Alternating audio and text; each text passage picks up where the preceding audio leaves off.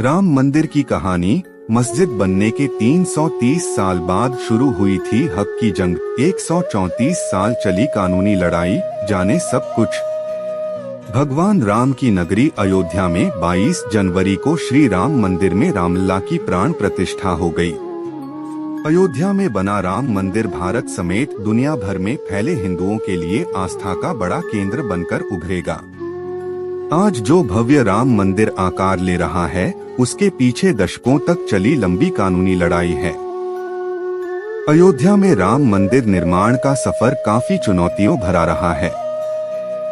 बाबरी विवाद, अदालतों में चली लंबी लड़ाई और फिर शीर्ष अदालत के फैसले के बाद मंदिर का निर्माण शुरू होना। अब देशवासियों का 22 जनवरी का इंतजार लगभग खत्म हो गया है। राम मंदिर की कानूनी लड़ाई।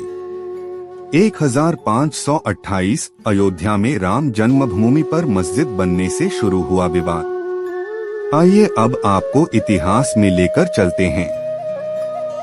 किस्सा 1526 से शुरू होता है। ये वो साल था जब मुगल शासक बाबर भारत आया। 2 साल बाद बाबर के सूबेदार मीर बाकी ने अयोध्या में एक मस्जिद बनवाई। यह मस्जिद उसी जगह बनी जहां भगवान राम का जन्म हुआ था। बाबर के सम्मान में मीर बाकी ने इस मस्जिद का नाम बाबरी मस्जिद दिया। ये वो दौर था जब मुगल शासन पूरे देश में फैल रहा था। मुगलों और नवाबों के शासन के दौरान 1528 से 1853 तक इस मामले में हिंदू बहुत मुखर नहीं हो पाए। 19वीं सदी में मुगलों और नवाबों का शासन कमजोर पड़ने लगा। अंग्रेज हुकूमत प्रभावी हो चुकी थी। इस दौर में ही हिंदुओं ने यह मामला उठाया और कहा कि भगवान राम के जन्मस्थान मंदिर को तोड़कर मस्जिद बना ली गई। इसके बाद से रामलला के जन्मस्थल को वापस पाने की लड़ाई शुरू हुई।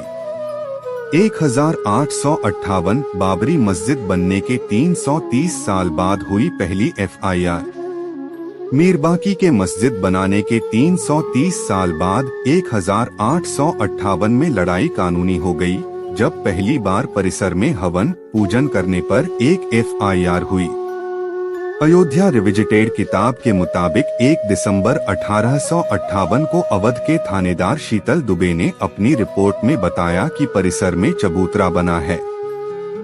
ये पहला कानूनी दस्तावेज है जिसमें परिसर के अंदर राम के प्रतीक होने के प्रमाण हैं। इसके बाद तारों की एक बाड़ खड़ी कर विवादित भूमि के आंतरिक और बाहरी परिसर में मुस्लिमों और हिंदुओं को अलग अलग पूजा और नमाज की इजाजत दी गई।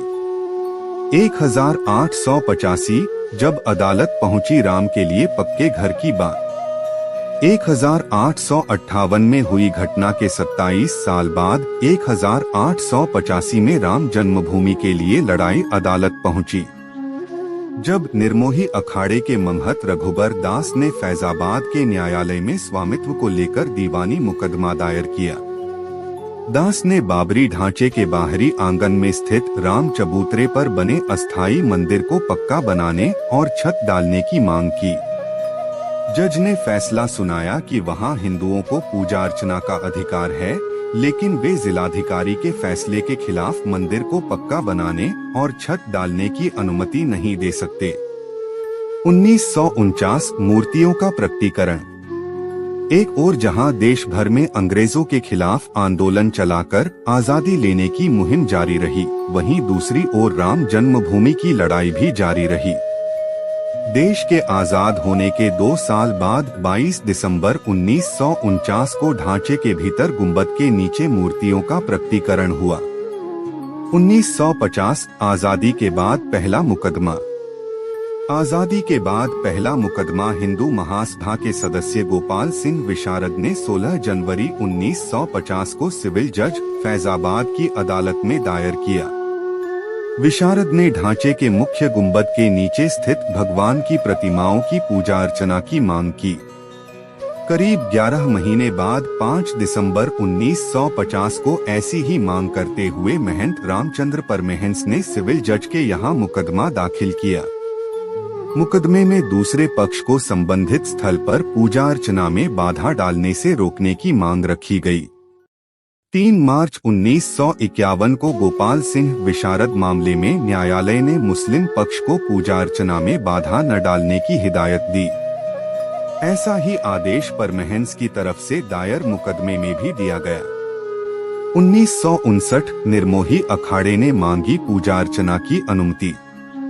17 दिसंबर 1959 को रामानंद संप्रदाय की तरफ से निर्मोही अखाड़े के 6 व्यक्तियों ने मुकदमा दायर कर इस स्थान पर अपना दावा ठोका।